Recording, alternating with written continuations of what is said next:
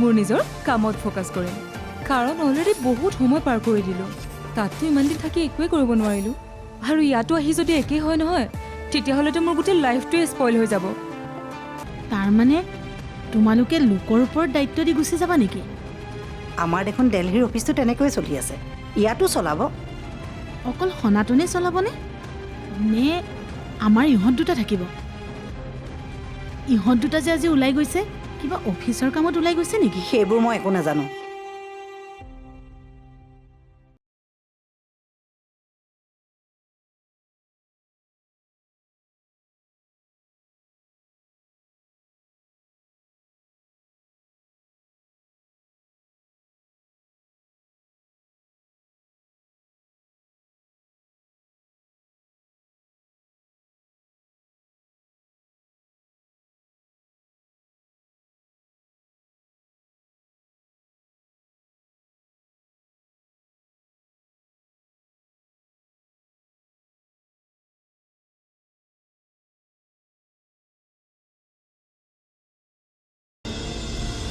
নীলা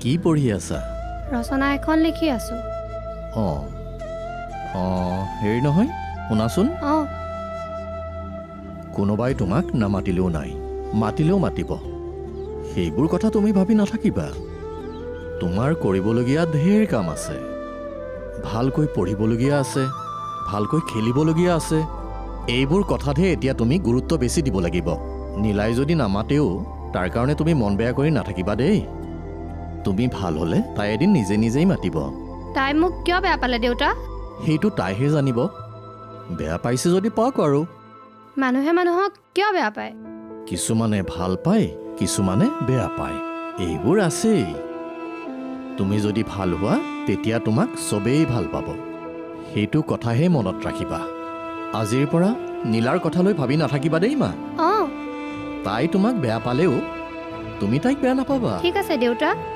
এতিয়া পঢ়া দেই অঁ দেই মা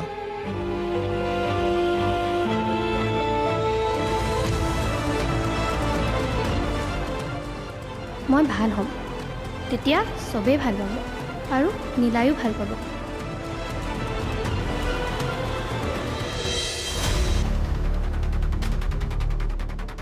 কি হ'ল নন্দিনী হা একো নকলা যে থৰ হৈ গলা যে ন সনাতন হা হয় হয় দুইজনীৰ মাজত নিশ্চয় কিবা এটা আছে যিটো আমাক ক'বলৈ টান পাইছে বাৰু লাহে লাহে আমি গম পাই থাকিম ন হয় হয় ছাৰ ভালেই হৈছে দিয়া দুইজনীয়ে দুইজনীকে চিনি পায় এতিয়া একেলগে কামো কৰিবা নহয় জানো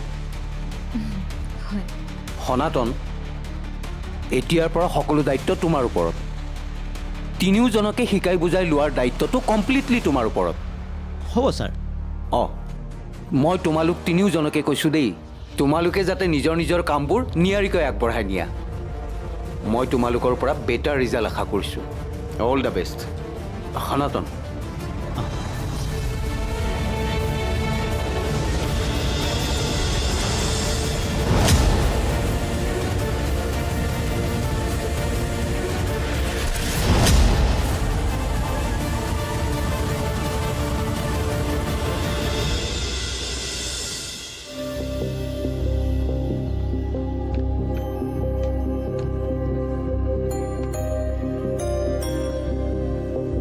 অ' বৌ খাবলৈ কি বনাম কিনো বাৰে বাৰে খোৱা কথাবোৰকে সুধি থাকা অঁ সময় হ'ল নহয় সিহঁত গৈছে অফিচলৈ তুমি ইয়াত এনেকৈ আছা আহি পেলাই যদি কিবা এটা খাবলৈ বিচাৰে তেতিয়া সিহঁতক কি খাবলৈ দিম ঘৰত দুজনীকৈ মাইকী মানুহ থকাৰ পাছত সময়ত দিব নোৱাৰিলে কি হ'ব কোৱাচোন তোমাৰ যি মন যায় তাকে ৰান্ধা যোৱা মই আকৌ ভাল পাওঁ আলু পিটিকা বেঙেনা পিটিকা এইবোৰে তোমালোকেতো তেলত ভজা মচমচীয়া খাদ্যবোৰহে খোৱা তোমালোকৰ লগত মোৰ নিমিলে নহয় তুমিও মানে কিবা বনাবলৈ মন গৈছে যদি বনোৱা, নবনালে নাই। মোক আৰু সুধি নাথাকিবা।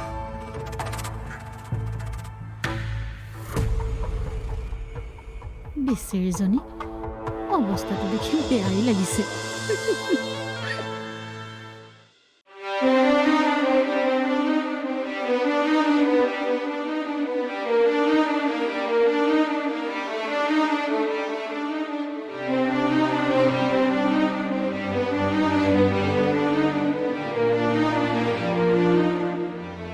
ক'ৰ পৰা গৈ কি হৈছে একো ধৰিবই পৰা নাই। মনত ৰৈ থকা কথাবোৰ চেপা মাৰি আগবাঢ়ি গৈ আছোঁ। কি পালোঁ কি হেৰুৱালোঁ হিচাপ ৰাখিবলৈ ভয় লগা হৈছে। থমকি ৰ'ব নোৱাৰাৰ কাৰণেহে গৈ আছোঁ। নমৰালৈকে জীয়াই থাকিব লাগিব কাৰণে জীয়াই আছোঁ। জীৱনে অনবৰতে মোৰ পৰীক্ষা লৈছে। কোনোটো পৰীক্ষাই সহজ নহয়, কোনোটো কথাই পাহৰিব পৰা নাযায়। খাবলৈ নোপোৱা সেই দিনবোৰতে ঘটি যোৱা এটা ঘটনা। বুকুত গধুৰ বোজা এটা লৈ আছোঁ বুলি কোনে জানে, কোনে বুজি পায়। ইমান দিন হৈ গ'ল, অথচ মোৰ এনেকুৱা লাগে কালি পৰহিহে যেন ঘটনাটো হৈ গ'ল।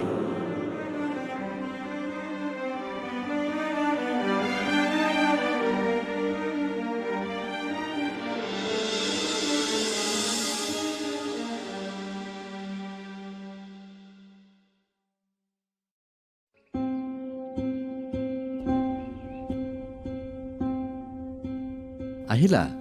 আহা ভিতৰলৈ। নাই নাই নালাগে, হ'ব ইয়াতে হ'ব। হয় নেকি? বহা।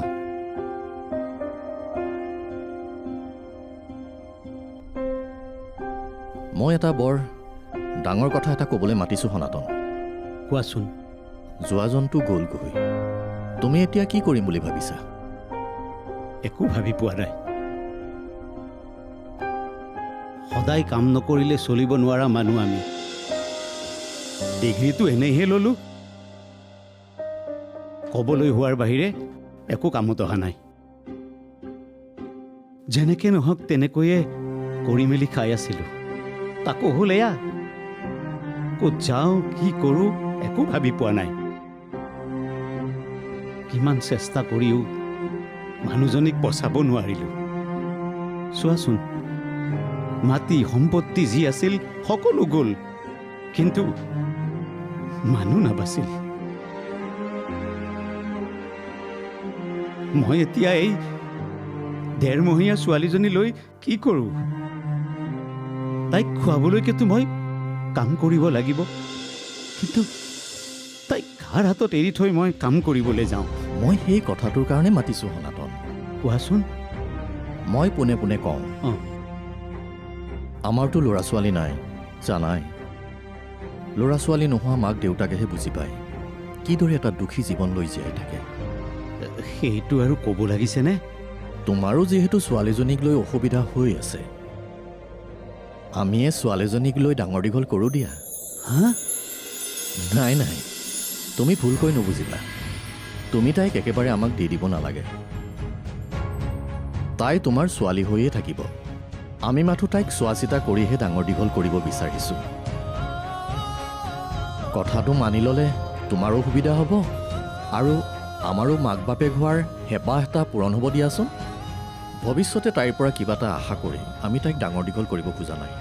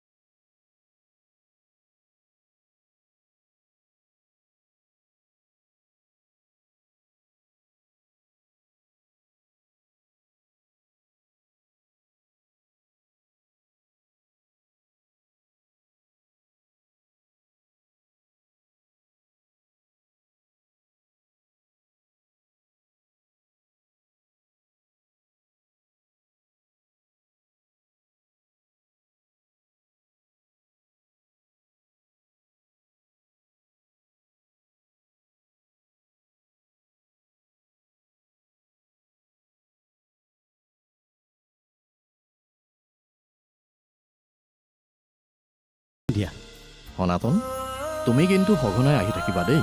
উম, যিমান যি নহ'লেও তুমি তাইক জন্ম দিছা। আমি বা কেনেকৈ ৰাখিছোঁ, কি কৰিছোঁ, তোমাৰ বাৰু চিন্তা লাগি থাকিব, বুজি পাওঁ। নাই নাই, তুমি তাইক ভালকৈ ৰাখিবা বুলি জানিছোঁ কাৰণেতো মই তোমাৰ কথাটো মানি লৈছোঁ। আমি বা কেনেকৈ ৰাখিছোঁ, কি কৰিছোঁ, তোমাৰ বাৰু চিন্তা লাগি থাকিব, বুজি পাওঁ। নাই নাই, তুমি তাইক ভালকৈ ৰাখিবা বুলি জানিছোঁ কাৰণেতো মই তোমাৰ কথাটো মানি লৈছোঁ। তথাপিও তাইলৈ মনত পৰি নাথাকিব বুলি মই নকওঁ। সেই কাৰণেইতো মই আহি থাকিবলৈ কৈছোঁ। সময় মিলাই আহি থাকিম, সেইটো হয়। কিন্তু এতিয়া এটা ডাঙৰ চিন্তাৰ আঁত মৰিল যেতিয়া, মই এতিয়া কামত লগাৰ কথাহে ভাবিছোঁ। আগৰ কামটোতো গ'লেই, নতুন কি কাম পাওঁ বিচাৰি খুচাৰি কামত লাগি যাওঁ। টকা নহ'লে যে চব মিছা, পানী পানীকৈ বুজি পাইছোঁ। ময়ো তোমাক সেইটোকে ক'ব বিচাৰিছোঁ। তুমি এতিয়া নিশ্চিন্ত হৈ কামত লাগা। তাকেই। আৰু এটা কথা নহয়, কি? তাইৰ কিবা নাম ৰাখিছানে নাই? এই নাম ৰাখিবলৈ তেনেকৈ সময় নাপালোঁ বুলি ক'ব পাৰা। তাইৰ জন্মৰ পাছৰে পৰা মাকৰ বেমাৰতে লাগি থাকিব লগা হ'ল। তথাপি তাইক মই আইমানু বুলি মাতোঁ। আইমানু? আইমানু ভাল নাম, কিন্তু আইমানু নামটোৰে নচলিব নহয়। তাইক এটা পোচাকী নাম দিব লাগিব। বাৰ্থ চাৰ্টিফিকেট বনোৱা হোৱা নাই নেকি?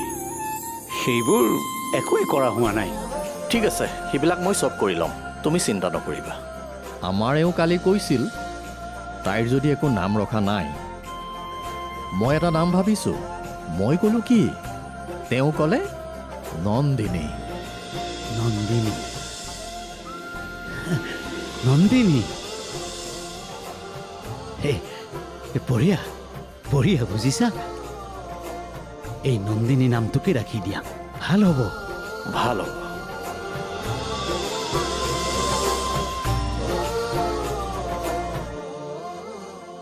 নতুন কাম এটা বিচাৰি লওঁতে বহুত সময় লাগিল। ঈশ্বৰৰ ইচ্ছাত কিবাকৈ কাম এটাত মূৰ গুজিব পাৰিলোঁ। হাতলৈ টকা পইচা অকণমানো আহিল। আইমানুৰ কাৰণে খৰচ কৰিবলৈ মই নাপালোৱেই।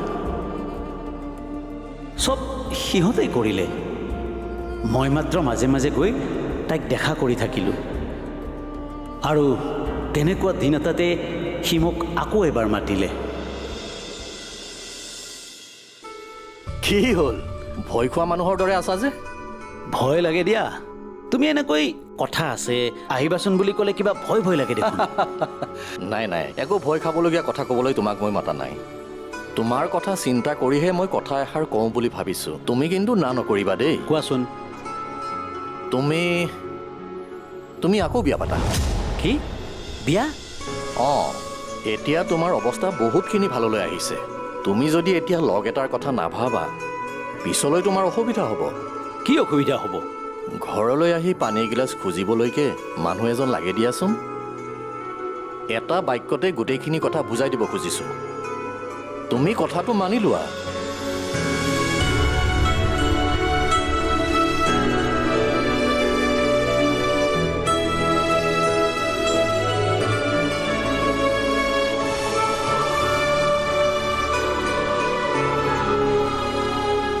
তাৰ কথা মতে আকৌ এবাৰ দৰা হ'লোঁ। তাৰ কথা মতে তাৰ ঘৰৰ কাষতে ভাড়াঘৰ এটা লৈ থাকিবলৈ ল'লোঁ। আইমানু তেতিয়াও তাৰ ঘৰতে। ভাবিলোঁ তাইক এইবাৰ লৈ আহিম, কিন্তু ভবামতে নহ'ল। নীৰাই মানে নীলাৰ মাকে আইমানুক কোনো কাৰণতে সহ্য নকৰে। কথাটোৱে মোৰ মনত বৰ দুখ দিলে। কি কৰোঁ কি নকৰোঁ একো ভাবি নাপায় কথাটো তাৰ লগতো আলোচনা কৰিলোঁ। খালী এটা কথা। কি? বাৰ্থ চাৰ্টিফিকেটত মাক বাপেকৰ নামটো মই চেঞ্জ কৰিম। কথাবোৰ খেলি মেলি নহওক বুলি ভাবিয়েই মই কথাটো কৈছোঁ। বুজি পাইছা চাগে? বুজিছোঁ। যি ভাল দেখা কৰা, কথা ক'বলৈ মোৰ ভাষাই হেৰাই গৈছে। তাৰ বাহিৰে উপায় নাই। জোৰ কৰি তাইক লৈ গ'লে নন্দিনীয়ে কষ্ট পাব আৰু সেইটো আমি নিবিচাৰোঁ। ভাল সময় হয়তো আহিব, তেতিয়া তুমি যি কৰা কৰিবা। এতিয়া তাইক মানসিক প্ৰেছাৰ দিয়াটো বৰ ভাল কথা নহ'ব। তাকেই। চিন্তা নকৰিবা, তুমি তাইৰ দেউতাক। সেইটো কথা সময় আহিলে মই নিজেই কৈ দিম। এতিয়া তাই যেনেকৈ আছে তেনেকৈ থাকিলে দুই পক্ষৰ কাৰণে ভাল হ'ব বুলি মই ভাবোঁ।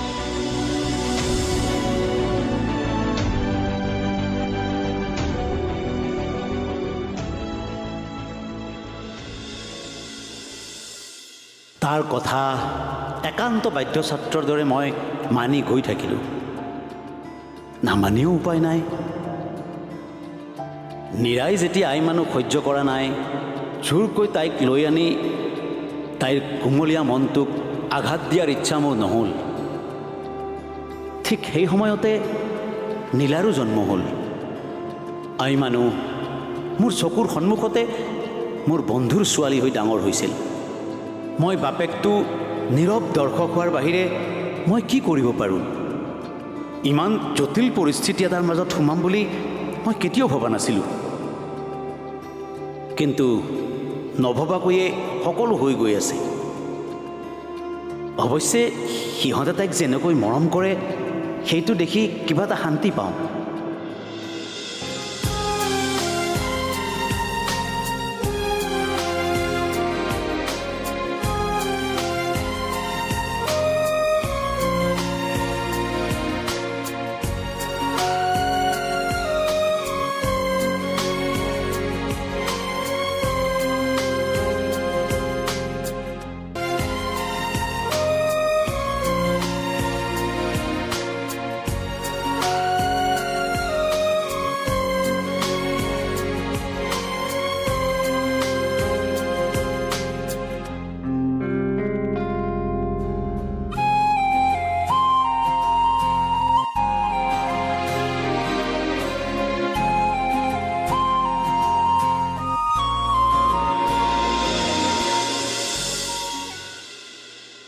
মা, অ' মা, সোনকালে আহা আকৌ, স্কুললৈ দেৰি হৈছে নহয়।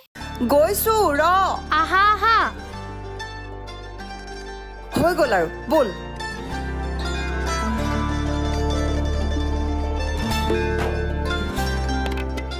ব'ল। ব'লা।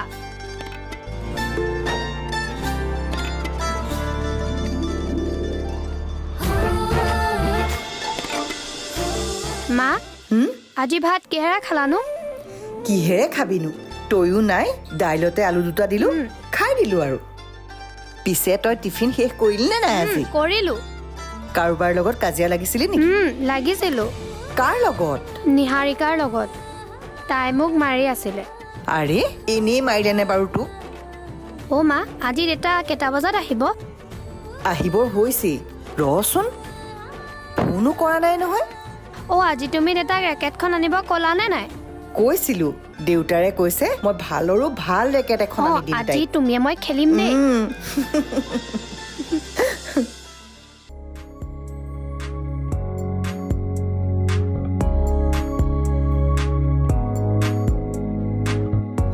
আৰে তই দেখোন ভাত খোৱাই নাই। আকৌ খোৱাৰ সময়ত কিতাপখন কেলে বাৰু? পিছত পঢ়িলেওতো হ'ব। থ, মই ভাতকেইটা খুৱাই দিওঁ, চাওঁ।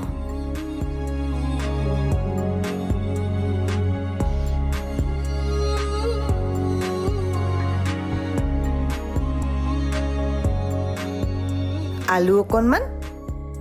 ভাল নাম কৰিব লাগিব নহয় খেলি পেলাই। আজি দেউতাৰে তোলে ভাল ৰেকেট এখন আনিব নহয়। আমি খুব খেলিব লাগিব নহয়নে? এটা জটিল সমস্যাৰ মাজত সোমাই পৰিছিলোঁ মই লাহে লাহে। নিজৰ ছোৱালীজনীয়ে যেতিয়া মোক খুৰা বুলি মাতে, বুকুখন চিৰাল ফাট দিয়া যেন লাগে। সহ্য কৰোঁ, আইমানুৰ কথা ভাবিয়েই সহ্য কৰোঁ।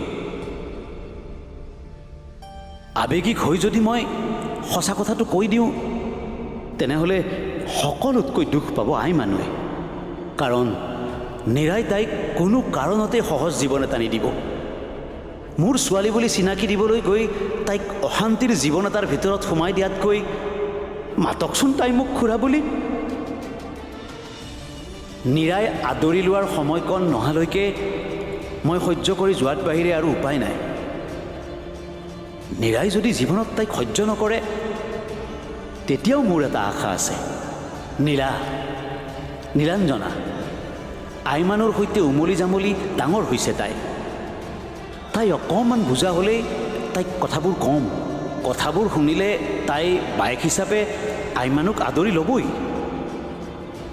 নীলাই আদৰি লোৱাৰ পিছত নীৰাৰ মাত নিজেই বন্ধ হৈ যাব। কিন্তু নহ'ল, মোৰ সেই আশাও শূন্য হৈ থাকিল।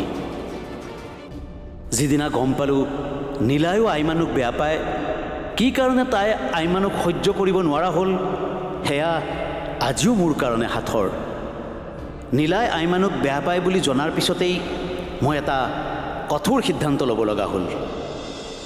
তুমি যদি ভাল কাম পাইছা, ৰৈ আছা কিয়? জইন কৰি দিয়া। তুমি বুজা নাই, সেই কামটো কৰিবলৈ হ'লে মই ইয়াৰ পৰা যাবগৈ লাগিব। যোৱা। কিন্তু আইমানু? তাই যেনেকৈ আছে থাকক। নন্দিনীক এৰি থৈ যোৱাৰ কথা ভাবি যদি তুমি কাম বাদ দিয়া, সেইটো ভুল কৰা হ'ব সনাতন। তাকে নহয়, সুযোগ আৰু সুবিধা ভগৱানে এবাৰেই দিয়ে, আৰু এই সুবিধা নল'লে মূৰ্খামি কৰা হ'ব। ঠিক আছে তেনেহ'লে দিয়া, মই কামটোত জইন কৰি দিওঁ। অঁ, কৰি দিয়া।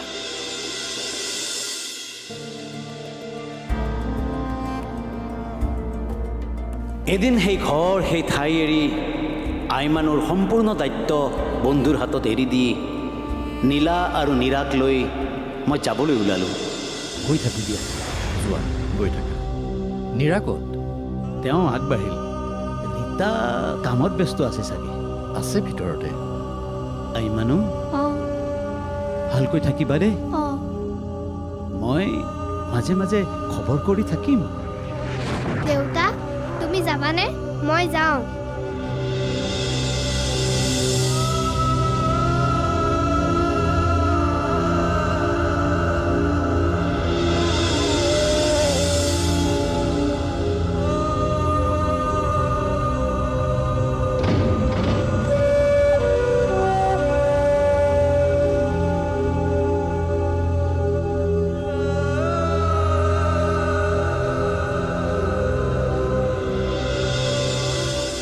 আৰু এটা কথা, এতিয়া যিহেতু যোগ্যতাৰ ওপৰত ভিত্তি কৰি কামৰ দায়িত্ব দিয়াৰ কথা কৈছা, তেতিয়াহ'লে শুনা, এতিয়া মোৰ যোগ্যতা তাইক দেখুওৱাৰ সময় আহি পৰিছে, আৰু এয়া মই কেনেকৈ কৰিব লাগে ভালকৈ কৰি দেখুৱাম।